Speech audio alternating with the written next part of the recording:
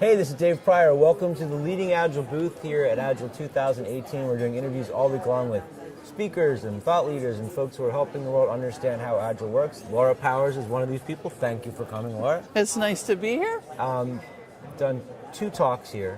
Yes. Well, one of them is today. So. One of them is in a few hours, yes. But I would, and that's say yes to no. Say yes to no. I would like to talk about the talk you already did. Haha, awesome. Which is never would I ever, examining your Agile non-negotiables. You did that with Jenny Tarwater on Monday, right? Yes, the fabulous Jenny Tarwater. So I saw the title, and the thing that I was thinking was, I actually don't know that game. Haha. So can you kind of help me and the rest of the Facebook understand? So I have to believe that this is a game that grew out of a drinking game that's probably been around since dirt was young. Okay. The concept of it is to have conversations with people about things that never would I have ever, and are you bending the truth or not, and find out the details. I do know the friends. drinking game that it came from. Yeah. I've never. There you go. There you go. Well. And if you've done the thing, then you have to drink. Right. Right. So if you've not done the thing in Agile after the game, you have to do it. No, okay. That's not how it goes. So the genesis for this was Agile 2017. Okay. And just a little secret for anyone interested in speaking at an Agile Alliance conference, all great ideas find their beginnings in bar conversations. I am absolutely. Convinced. Use your drink tickets. Start talking about, well, next year, what would you talk about? And so last year, Jenny and I were just riffing on ideas. And what we had noticed was there were some rigid conversations, if you will, arising amongst experienced Agilists and folks new to it about, I always fill in the blank, or I never, ever fill in the blank. And, it's really good to know where your boundaries are and how you feel about, the topics of the day. That said, what we were noticing was people weren't open to having the conversation, even to the point of understanding the other person's position. Okay. Best story was Jenny said, at some point in 2017, she was at a conference, walked past the room, had no intention of going in the room, looked into the room because there's Ryan Ripley, another awesome Agilist, speaking about no estimates. Jenny was like, no estimates is not for me, and wanted to keep going. And she looked at the slide that just happened to be up at the time. Right. And it drew her into the room. And what the slide said was something like the 10 steps to no estimates. Step number 1, estimate. And then Ryan was going through all of the steps that you have to get to the point of having a mature team with properly sized stories, yada.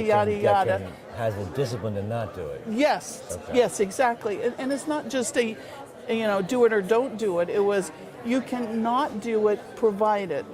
Okay. And Jenny says, when I looked at it that way, I said, I don't know a team that's that mature yet, right. But now I understand.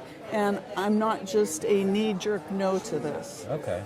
And so that was the start of it. Opens you up to other options. Exactly. And it fosters a conversation rather than just a, that's a stupid idea, Dave. I would never do the thing that you're talking about. I'm just thinking, like, the one thing I make my students write in the workbook is never, ever, ever skip the retrospective. But see, I think that's the one where I think that would be a hard one for me to get away from. Oh, so tell me a little bit more about retrospectives. Why are they important? The moment that you stop taking a breath to discuss what things you want to amp up and what things you want to kind of tune up, that to me is the moment that you stop being agile and you stop growing as a team. The moment you say we're good enough, then that's not okay to me. Okay. And I run into a thing in class all the time where, because I do my class in sprints, run out of time, and we blow the next sprint because I want to do the retrospective. So I sacrifice something else in order to keep the one thing. But I mean, there must be, for anything anybody's doing, there must be circumstances where you would say, we're going to let that go this time. Right. Or we're going to try that thing, try no estimates or try whatever. Right. So what I'm hearing from you is you believe very strongly that retrospectives are an important part of Agile because it's part of the learning and the improving. And I just thought of a reason why I might not do it. Oh, do tell. If we found a way to incorporate that into our daily conversation and made those changes like on a, maybe make it part of the daily scrum. How can we find a way to blend it into the rest of the work that we do? Then I would be willing to forgo that meeting, I think. Interesting. We're willing to try and experiment there. So how did you feel in that conversation? Well, I knew you were going to come back with something that was going to make me reconsider it, but I felt free to explore. I felt driven to explore there's got to be a circumstance. But it wasn't until you started to talk that it popped into my head. Yeah, and you know what? You picked a really interesting one because I share your belief that retrospectives are one of the sacred aspects of Agile. Right. And that almost never would I ever skip one. Right. And when you brought up your example, I was reminded of a team that I was on at one time where the Scrum Master had the belief of 2 weeks is a long time, why wait? And when something would come up... Why wait to ship? Why would you wait to have the retrospective on something? Oh, okay. So an impediment might come up on Monday. By Wednesday, we had resolved it. Yeah. And part of the conversation in stand-up would then be, okay, how do we help make sure this doesn't happen again? And so sometimes we had retrospectives, and sometimes we would say, okay, we've implemented this and this and this in the course of the sprint. Okay. Of course, that particular team had a challenge of daily stand-ups fitting within the 15-minute time box. And we had the tradition of a cookie if we stayed within the time box. And a cookie being somebody could ask a question, we could have a fun activity for a couple of minutes as a group, something like that. So we tended to still want to have the cookie. Yes. So it was different ways of motivating the team. But that's where the genesis of this talk with Jenny came from, was how could we get people to have those conversations? Yeah. One of the things I love about the Agile Alliance conferences is there's a mixture of technical talks and business talks and interpersonal team coaching, you name it, leadership talks. And we've had a lot of talks about active listening, clean language, humble inquiry. The keynote tomorrow, I think, is on radical candor. Yep. And one of the ahas for me as we created this game is here's an opportunity to practice applying those skills. Because part of it is, in asking those powerful questions or humble inquiry or whatever, is us connecting in a way where I'm not asking you leading questions to prove that I'm right. I'm just like, so tell me more, Dave, how does this work? That sort of thing. And at the end of it, even if we agree to disagree on a topic, we have space and we still have our rapport and our connection so that we can continue to work. Because sometimes the sad thing is these really deeply held beliefs sometimes start to create chasms between team members that then start to divide the team on other things. I start to label you as a fill in the blank because of an opinion. Versus just say, I know and love and trust Dave Pryor. I want to work with him. On this one topic, we don't agree. But there's 99.95% of what we do is so aligned. That we have a common. We'll figure it out. Yeah. So if you're watching this, if you wind back the video to where we first started talking, because when I'm interviewing people, I'm constantly thinking like what do I want to ask next? Where am I going to go? And when you started to ask me the questions, I'm noticing all your techniques, all your language techniques, and all that skill. I mean, I can see it. And if you're watching, I think it would be worth taking the time to go back. Are you conscious of which different things you're employing when you're talking to people? Sometimes yes, and sometimes no. Sometimes I've practiced some of these techniques enough now that I'm conscious. I'm unconscious of them. They're built in. What I know though is if you were treading on a button of mine, something that we really very much disagreed on, I would need to be going, okay, Laura, breathe. But you've practiced that. You've got that ability.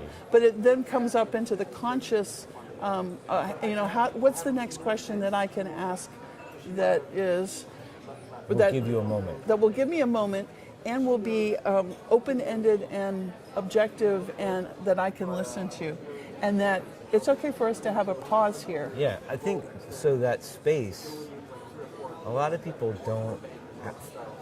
haven't developed the ability to create that space. I just interviewed John Miller this morning about when he went through his TAC, and he said that when he practiced all the topics, he only practiced the first 5 minutes. Oh. Because he would be given the topic, he's got 5 minutes to set up, and that's the time he gives himself. Yep. I mean, creating that moment is important. And I didn't get the moment until you started to talk, and that's when the answer came to me. I didn't intentionally do that, but... It's interesting how that works, though, isn't it? It's cool. really, really fun. Okay, so you've got a lot of stuff going on with RadTac. And you're going to be speaking in London. What are you going to be talking about in London? Ooh, so it always interests me that I have these arcs of things that I get interested in, and I'll spend some time exploring it. And in London, I am debuting a new talk on your brain on change. Okay. Part of this comes from just being sick to death of Cotter. Cotter's awesome. But if you really read Cotter, what he writes is very waterfall. Okay. His steps are very... Sure. So I found a glorious book called Wired to Resist. Okay. And it's by a gal named Britta Andreessen. Okay. And it talks about the neurology of change and how we are naturally oriented towards resisting change as a mechanism for survival. And then it gets into how do you assess an organization's readiness for change? How do you look at all the change that is piled up? Because if you look at the average developer on a team, they're often looking at a new tool or 3, upgrades to X, Y, Z. Let's do something new in the world of Agile. A new client. Cognitive load with all that. Yeah, all of that load. Any one of which is maybe a relatively small piece of change, but when you add it all up, we're just changing everything in their lives. And then we wonder why we have so many people who are disengaged and stressed out and on Prozac and you name it. Yeah. And part of the question for organizations is how do we manage change in a more intelligent way that helps us get to the point where not only have we initiated the change, but we scaled the change and now it's sustainable. I think that's really important because especially with everybody pursuing business agility, I mean, the only real truth anymore is that your company, you're in the business of change. Whatever it is you're creating or selling, your job as a company is to always be changing. I would offer that as an Agilist, we are all catalysts for change, regardless of what we do. Yeah. And we don't pay enough attention to that aspect of what we're doing. So It does seem to me to be on the uptick, though. I hear this conversation coming up more and more. Yeah. It's a good thing. Yeah.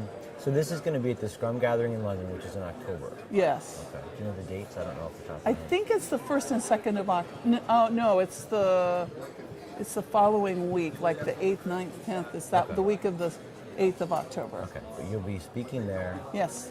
There's a RadTac event coming up in where?